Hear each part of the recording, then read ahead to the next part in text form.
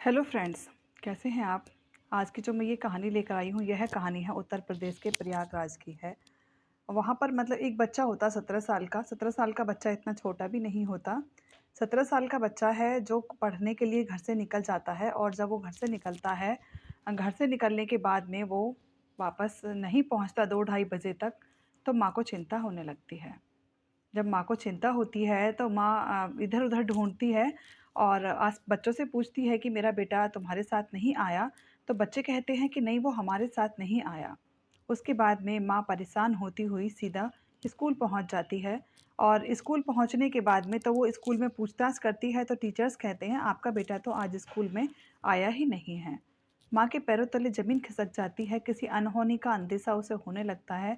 वो रोती है, परेशान होती है, सारे मतलब और अपने परिवार में सबसे कहती है कि मेरा बेटा तो कभी ऐसा है ही नहीं, क्योंकि हर माँ अपने बच्चे को जानती है कि उसका बच्चा कहाँ तक क्या कर सकता है। लेकिन बच्चा जो था वो बहुत तेज़ नहीं था, सीधा था, और वो स्कूल में पूरे में हड़कंप मच जाता है, और वो फिर महिला सीधा पुलिस थाने पहुँच जाती है और पुलिस थाने में जाकर एफआईआर दर्ज कराती है। तो वो कहती है कि मेरा बेटा 17 साल का है और वो 11th क्लास में पढ़ता है। वो स्कूल गया था सुबह, और जब 3 बजे तक भी नहीं लौटा, मैं उसका इंतज़ार करती रही। मैं स्कूल में भी गई, वो पूरी बात बताती है। स्कूल वाले बोल रहे हैं कि वो घर पे स्कूल में आया ही नहीं है। पुलिस सक्रिय होती है और वो जाँच-पड़ताल करने के बारे में बात कर रही होती है। इसी बीच दूसरी तरफ ऐसा होता है कि जो नैनी सरस्वती हाईटेक सिटी में 26 अगस्त 2025 की ये बात है। तो उस दिन एक व्यक्ति होता है जो स्कूटर पे जिसने पोटली को रखा हुआ है, और वो इधर-उधर घूम रहा है, और घूमते-घूमते एक मतलब पोटली है उसको वो ऐसी जगह पर फेंक कर आ जाता है जहाँ पर बहुत सारे कोई लोग थे नहीं, और ऐसे ही गंदा सा इलाका था, वहाँ पर वो उस पोटली को फेंक आता है। लेकिन वो ये चीज़ नहीं ध्यान में देता कि वहाँ पर एक महिला जो थी वो अपनी भैंसों को चरा रही थी।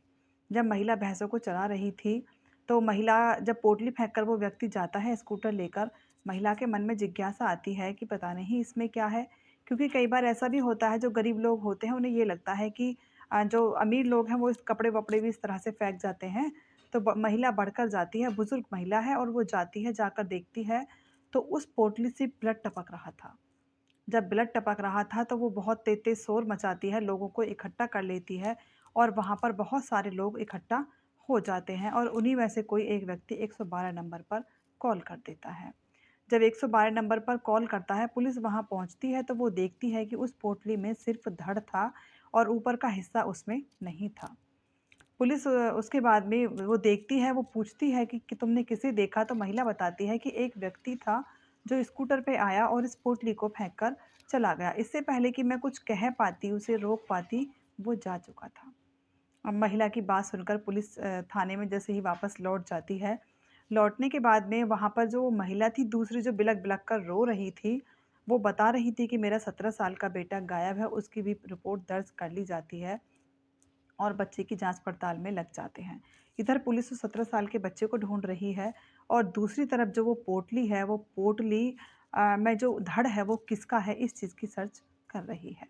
सीसीटीवी कैमरे खंगाले जाते हैं, खंगाले जाने के बाद में पता चलता है कि वो जो व्यक्ति है वो करौली का रहने वाला है, और उस व्यक्ति का नाम जो होता है वो होता है अ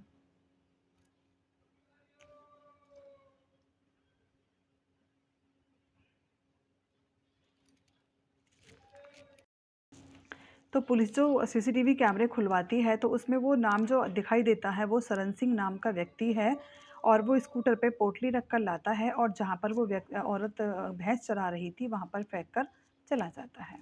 अब सरन सिंह की जांच पड़ताल शुरू हो जाती है। जो लड़का होता है उसका नाम यश होता है, और जो महिला थी, महिला का नाम कामिनी होता है। ढूँढ-ढाँड मच रही है, बच्चे की इधर-उधर पुलिस सर्च कर रही है।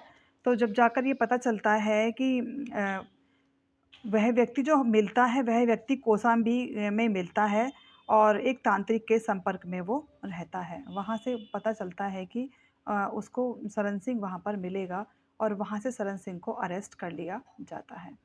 अब अरेस्ट करने के बाद में जो वो व्यक्ति है वो पता चलता है कि वो कामिनी का ही सगा चाचा-ससुर है।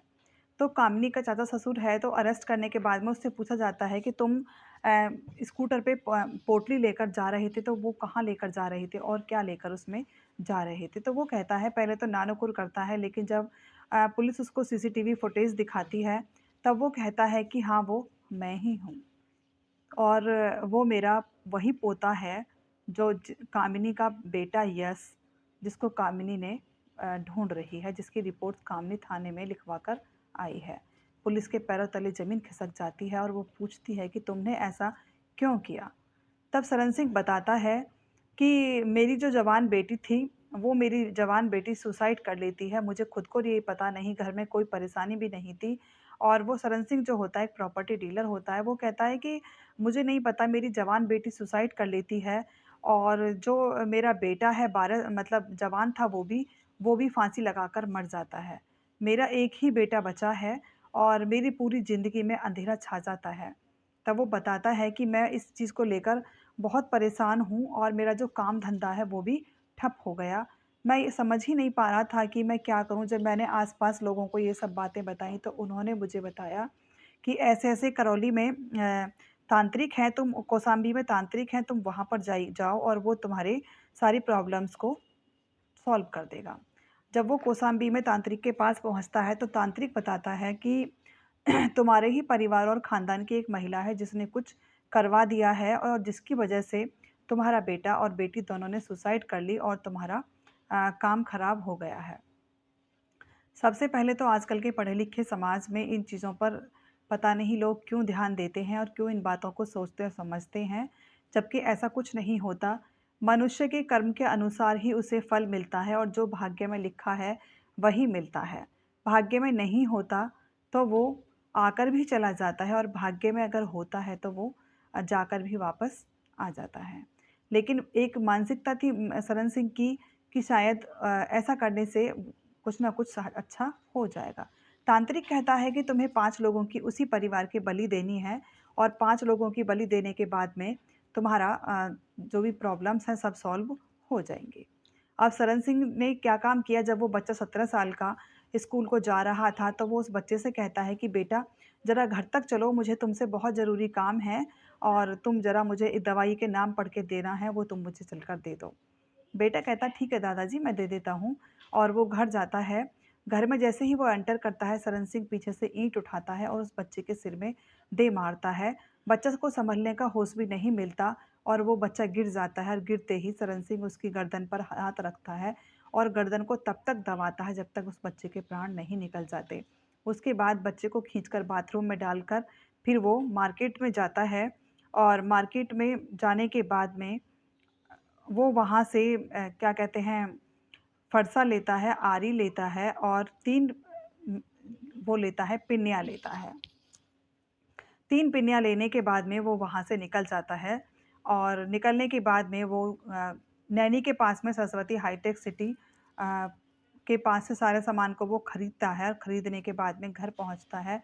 उसके पहले सर को अलग करता है, धड़ को अलग करता है और दोनों हाथों को और सीने को एक पिन्नी में बंद करके वो 3 जगह उस बच्चे को रख देता है। रखने के बाद में जहाँ-जहाँ उसको जो-जो जगह मिल रही थी सुनसान इलाकों में, वो उस बच्चे के अंगों को फेंक कर आ जाता है। लेकिन और जगह नहीं पता चल पाता क्योंकि वहाँ पर वो बुज़ुर्ग महिला थी, इसलिए वो उस व्यक्ति को देख लेती है और देखने के बाद में जब पता चलता है कि सरन सिंह ने ही उस अपने पोते को मारा है।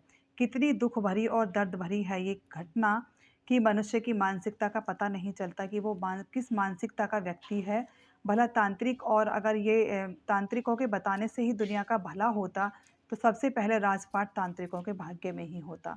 ऐसा कुछ नहीं होता, जो भाग्य में होता है इंसान को वही मिलता है। एक माँ अपने बच्चे को खो देती है और पूरी दुनिया थी उसका बच्चा, क्योंकि 17 साल तक लाने के लिए बहुत दिन इंतज़ार करना पड़ता है अपने बच्चे को बड़ा होता देखकर। और मैं इस कहानी को सुनाकर किसी को सरन सिंह पकड़ा जाता है, अरेस्ट कर लिया जाता है और सरस्वती हाईटेक सिटी से उसको जो वहाँ का करौली थाना होता है, वहाँ पर उसको ले जाकर सारी पूछताछ की जा रही है और इसके बाद में उसे क्या सज़ा मिलती है, इस बात के बारे में अभी पता नहीं चला है। मैं कहानी को सुनाकर किसी को दुखी या परेशान करना नहीं चाहती, सिर्फ़ इतना ही है, सावधान रहिए, सतर्क रहिए और अगर कहानी अच्छी लगी है तो चैनल को लाइक, सब्सक्राइब एंड शेयर कीजिएगा, कमेंट कीजिएगा कि क्या हमें तांत्रिकों के चुंगल में आना चाहिए, क्या हमें तांत्रिकों की बात को मानना चाहिए। कमेंट ज़रूर कीजिएगा। Thank you and have a nice day.